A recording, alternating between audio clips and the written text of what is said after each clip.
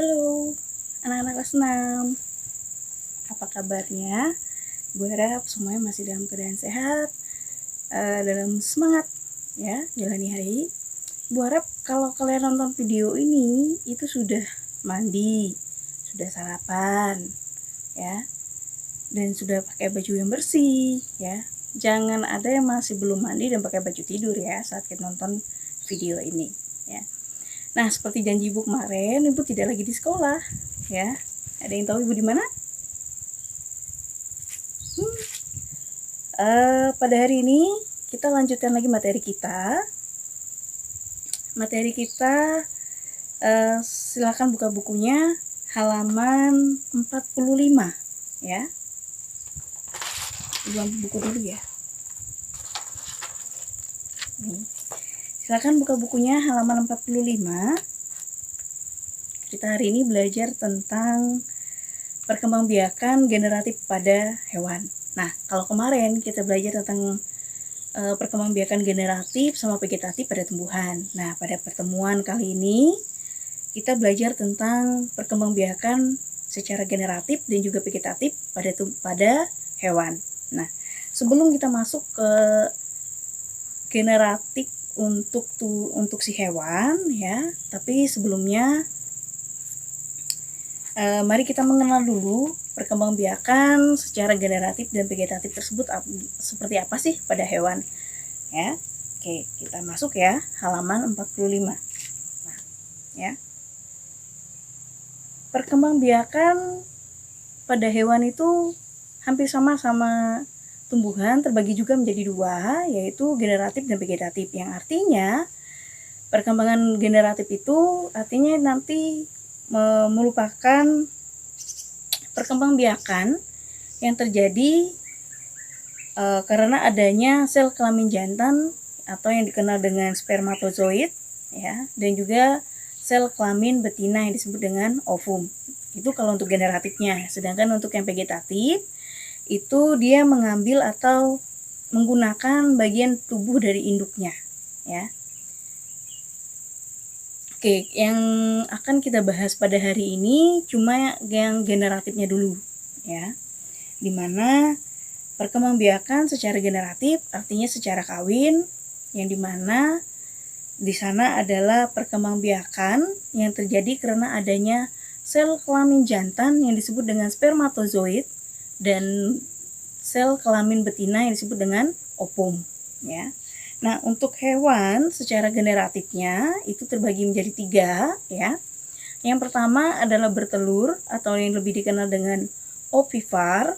Kemudian yang kedua adalah beranak atau melahirkan yang dikenal dengan vivipar, dan beranak bertelur ya yang disebut dengan ovovivipar. Jadi ada 3 ya.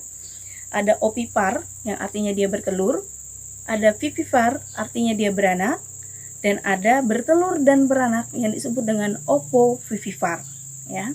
Mari kita masuk penjelasan yang pertama, yaitu yang bertelur atau ovipar ya. Nah, umumnya yang bertelur itu sering juga kalian lihat dalam kehidupan sehari-hari ya, hewannya.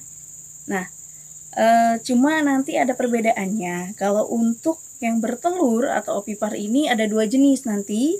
Ada pembuahan dalam atau internal, ada yang pembuahannya di luar atau eksternal. Nah, arti dari pembuahan internal itu adalah pertemuan spermatozoid ya dengan sel telur terjadi di dalam tubuh hewan tersebut ya. Ibu ulang. Pembuahan internal itu artinya pertemuan spermatozoid atau sel kelamin jantan dan sel kelamin betina atau sel telur atau ovum itu terjadi di dalam tubuh hewan. Maka dia disebut dengan pembuahan internal ya. Contohnya seperti burung dan serangga ya. Sedangkan pembuahan eksternal itu artinya pertemuan pada sel kelamin jantan dan sel kelamin betina ya, spermatozoid dan sel telur itu di luar tubuh hewannya.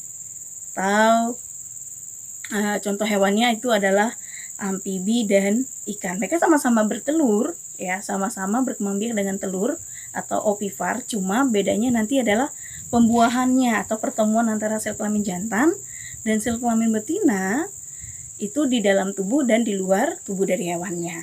Oke, sampai di situ dulu untuk yang bertelur atau ovivar. Kita lanjut yang kedua, yaitu melahirkan atau beranak, atau yang lebih dikenal juga dengan sebutan vivivar, ya. Umumnya hewan yang berkembang biak dengan cara vivivar ini adalah hewan-hewan mamalia, ya, dimana cirinya kalian tahu sendiri, ini sudah kita pelajari pada kelas sebelumnya. Kalau hewan mamalia itu kan ciri-cirinya dia di seluruh tubuhnya ditumbuhi dengan rambut, kemudian dia mempunyai kelenjar susu. Nah, dan kemudian ya itu untuk yang hewan mamalia, karena sebagian besar ya hewan yang melahirkan atau vivivar ini memang jenisnya adalah jenis mamalia. Sedangkan mamalia sendiri pun tidak hanya yang ada di daratan, ya, di lautan juga ada mamalia. Seperti yang pernah kita pelajari, seperti sejenis lumba-lumba, kemudian paus, ya, mereka adalah jenis mamalia. Jadi mereka termasuk hewan vivivar, ya. Nah, yang ketiga adalah hewan golongan ovovivivar, di mana artinya bertelur dan beranak, ya. Bertelur dan beranak ini, kalau kalian boleh lihat buku kalian halaman 45, kalian bisa lihat hewan ovipar itu maksudnya adalah dia bisa berkembang biak dengan cara bertelur dan melahirkan, ya. Pertemuan spermatozoid atau sel kelamin jantan dengan sel telur atau ovum tadi itu berkembang biak, dia membentuk yang namanya embrio. Nah, dari embrio dibungkus oleh cangkang, ya, dibungkus oleh cangkang, tapi dia masih berada dalam tubuh induknya. Dan ketika embrio itu sudah berkembang biak, pada saat sudah waktunya untuk dilahirkan, maka telur itu akan menetas di dalam tubuh induk atau dalam tubuh induk betinanya. Kemudian setelah dia sudah menetas baru dikeluarkan dari tubuhnya, ya. Nah, biasanya jenis ini contohnya seperti yang ada di buku kalian itu ular, ya. Kemudian ikan pari, kemudian hiu. Nah, itu merupakan golongan ovovivivar. Artinya ketika dibuahi, spermatozoid tadi bertemu dengan sel telur atau ovum tadi, dia berkembang menjadi embrio. Embrio itu adalah calon anak, ya, kalau kita ibaratkan bahasanya. Nah, embrio tadi dibungkus, ya, oleh cangkang, tapi masih dalam tubuh dari si induk, ya. Dan lama kelamaan, ya, saat dia berada di dalam tubuh induk, dia memperoleh makanannya dari induk, ya. Setelah berkembang biak akan menetas dari embrionya, ya, dia akan menetas, maka pada saat menetas itulah anak itu dikeluarkan, ya. Contohnya seperti yang sudah tadi, seperti ular. Nah, itulah yang kita pelajari pada hari ini, ya, tentang perkembangbiakan generatif pada hewan, ya. Jadi ada 3 cara, ada ovipar, vivivar, dan ovovivivar. Jadi tolong diingat, ya. Kemudian contoh-contohnya sudah ada tidak bahas tadi, penjelasan sudah Ibu sampaikan secara singkat dan secara garis besar atau umumnya. Nah, untuk memperdalam pemahaman kalian boleh dibuka bukunya halaman 46. Di sana ada video perkembangbiakan generatif pada hewan. Jadi kalian bisa scan QR di sana lagi, ya, kode QR-nya ada di sana, tinggal kalian scan dan kalian bisa tonton videonya, ya, biar lebih memahami yang generatif pada hewan yang ovovivivar itu seperti apa. Nah, kalau kamu mau lihat videonya, silakan scan QR yang ada di halaman 46 untuk perkembangbiakan generatif. Untuk latihanmu di rumah, kerjakan soal halaman 52, yaitu nomor 1 dan nomor 2. Silakan kamu kerjakan, ya. Dan dikumpulkan pada waktu yang sudah ditentukan. Ingat, ya, tulisannya mohon lebih rapi ya, biar lebih mudah Ibu dalam memeriksa.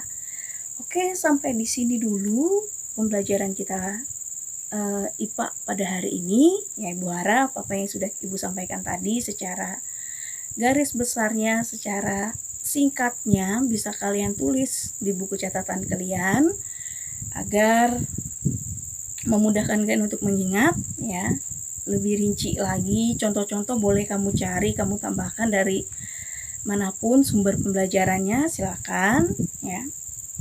Dan ingat, tetap semangat, tetap sehat, dan juga cuci tangan, menggunakan masker ya, ikuti protokol kesehatan. Semoga pandemi ini cepat selesai sehingga kita dapat berkumpul lagi di sekolah. Ibu sudah berada di luar, semoga hari ini lebih senang, lebih fresh melihat situasinya, tempatnya berbeda ya, biar lebih semangat lagi dalam belajar. Oke, sampai ketemu lagi di video pembelajaran berikutnya. Tetap sehat, tetap semangat. Sampai jumpa.